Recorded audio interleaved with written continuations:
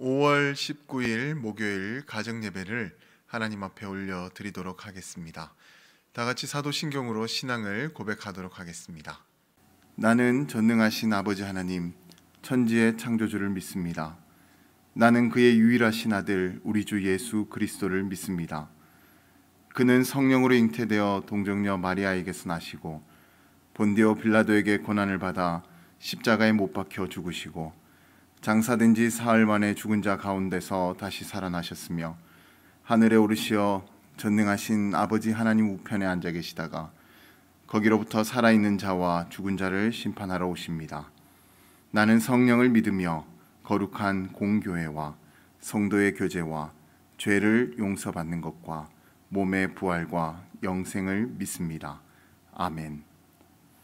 다같이 복음성가 소망 없는 내 삶에를 함께 부르도록 하겠습니다.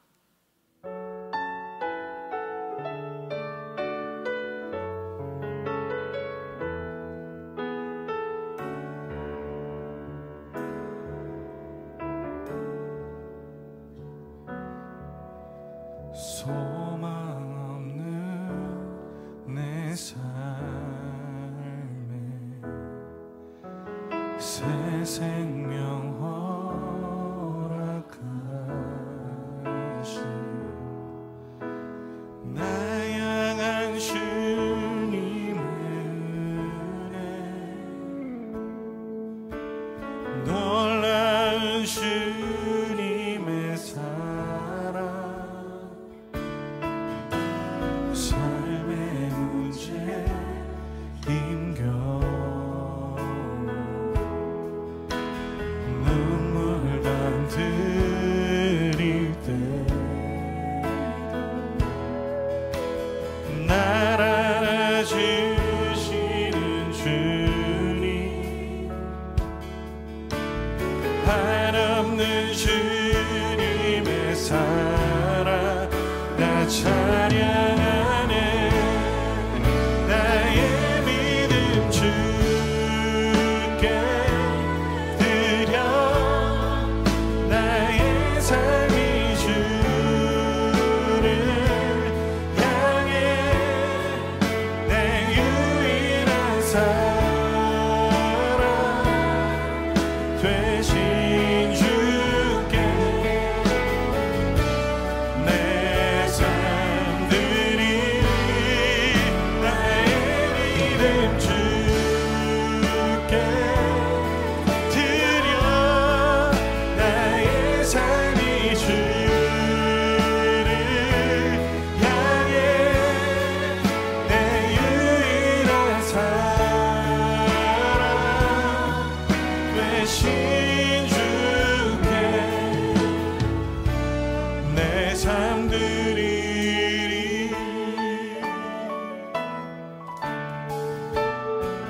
삶의 문제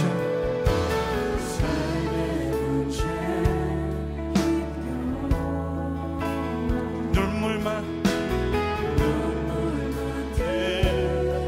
흘릴 때도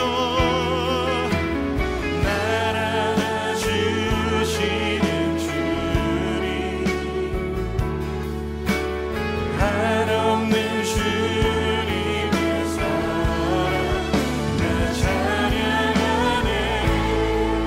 나의 믿음 주께 드려 나의 삶이 주를 향해 내 유일한 사랑 되신 주께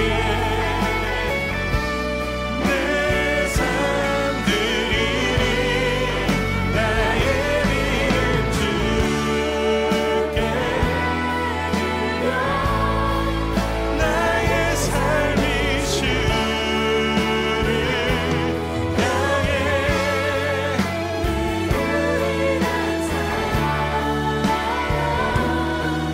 되신 주께 우리 함께 기도할 때 주님, 내 삶에 뿌리짓고 깊게 자리 잡고 있는 나의 삶의 문제 주님 앞에 가지고 나아갑니다. 간절히 간절히 주님을 의뢰합니다.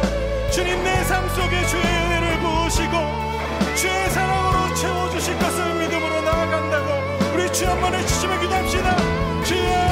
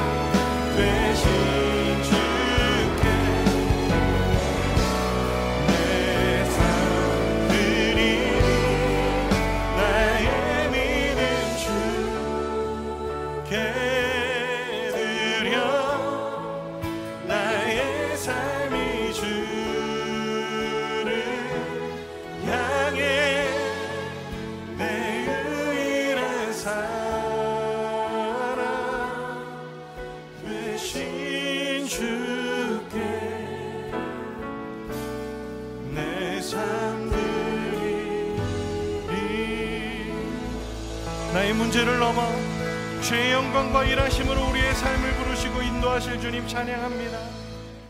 오늘 우리 가정에게 허락하신 하나님의 말씀은 사무엘상 8장 1절에서부터 2절까지의 말씀입니다.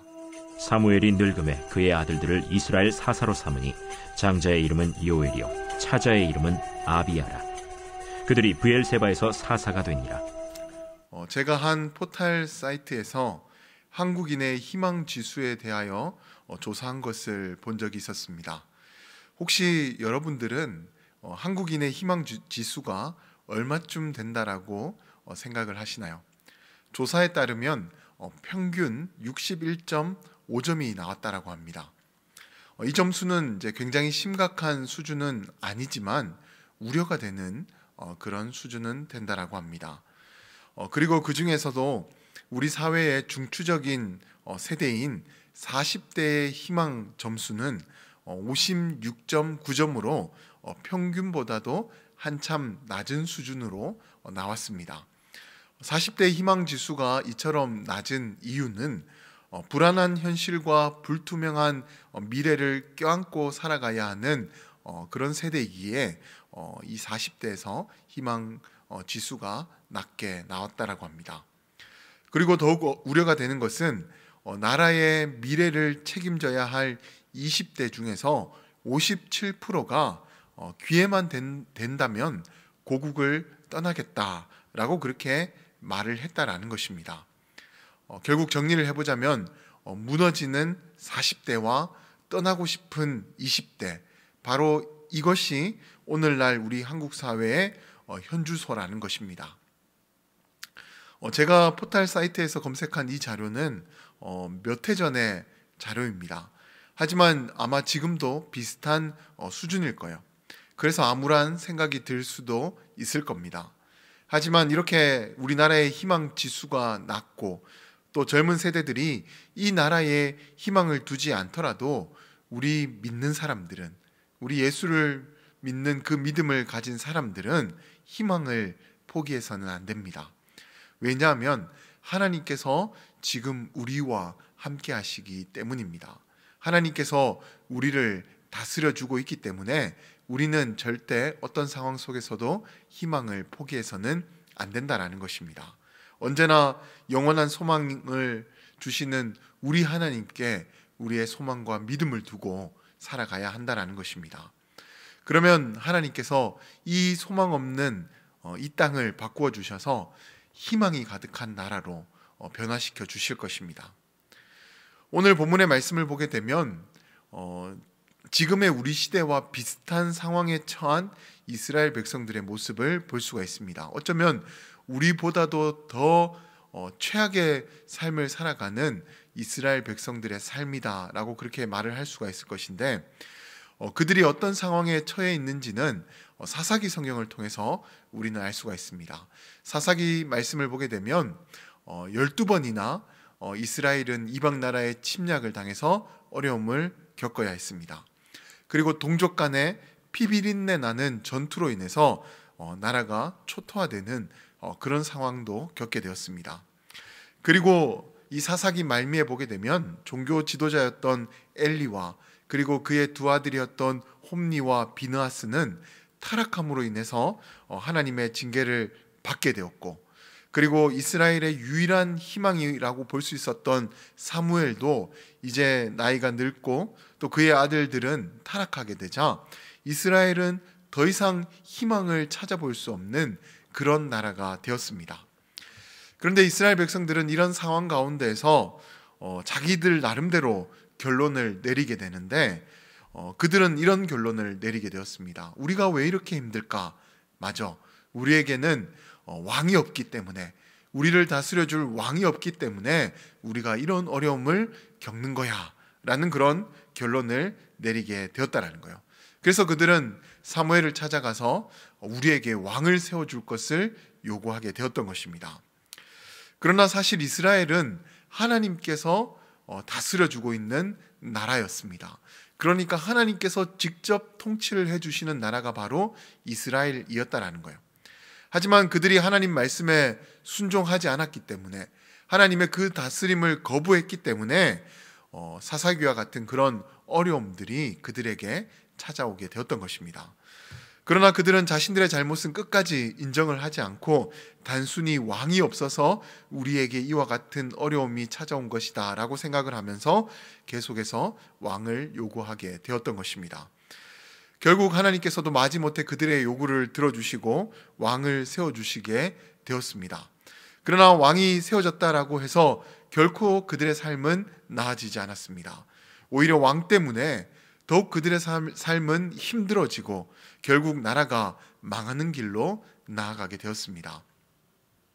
그런데 만약 그들이 오늘 본문의 상황에서 왕을 요구하지 않고 자신들의 잘못을 깨닫고 하나님의 다스림을 더욱 요구하게 되었다라고 한다면, 그리고 이후에도 계속해서 그런 삶을 살아갔다라고 한다면, 그들은 우리가 알고 있는 것과 같은 망하는 역사로 나아가지 않고 더욱 찬란한 역사로 나아가게 되었을 것입니다.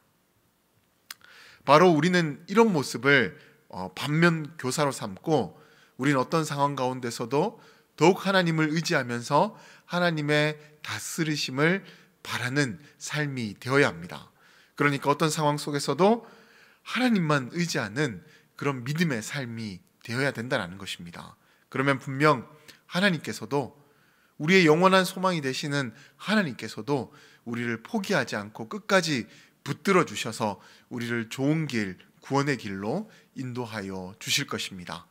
아무쪼록 우리 모두는 세상에 소망을 두고 살아가는 인생이 아니라 하나님께만 소망을 두고 살아가는 인생이 되어서 언제나 어떠한 순간에나 늘 하나님의 다스림을 받을 수 있는 복된 삶이 되시기를 주님의 이름으로 간절히 축원드립니다. 우리의 소망이 되시는 하나님께 우리의 믿음을 고백해 보시기 바랍니다.